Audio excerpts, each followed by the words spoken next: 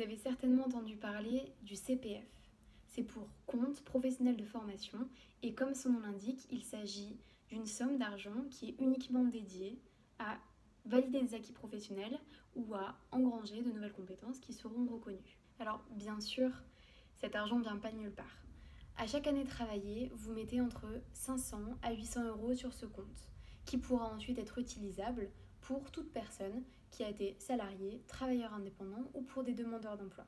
Lorsqu'on est demandeur d'emploi, par exemple, on peut mobiliser une partie de son temps pour valider ses acquis professionnels. Maintenant, pour trouver des formations qui sont éligibles au CPF, c'est très simple.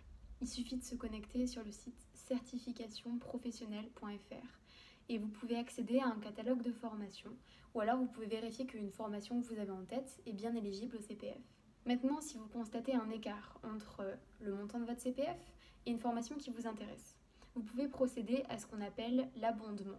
L'abondement, ça veut juste dire que vous ou votre employeur peut combler l'écart qui existe.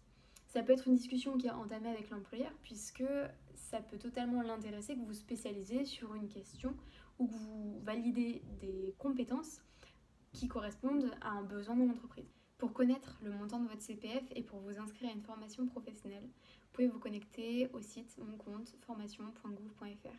C'est un site très facile d'utilisation et à partir de là, vous pourrez avoir accès à toutes les informations nécessaires.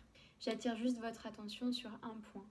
Il y a beaucoup d'arnaques. Vous ne devez jamais communiquer votre numéro de sécurité sociale au téléphone, c'est une donnée personnelle. Le seul site sécurisé, c'est mon compte formation.gouv.fr. Enfin, un dernier point important, le stagiaire a aussi des obligations.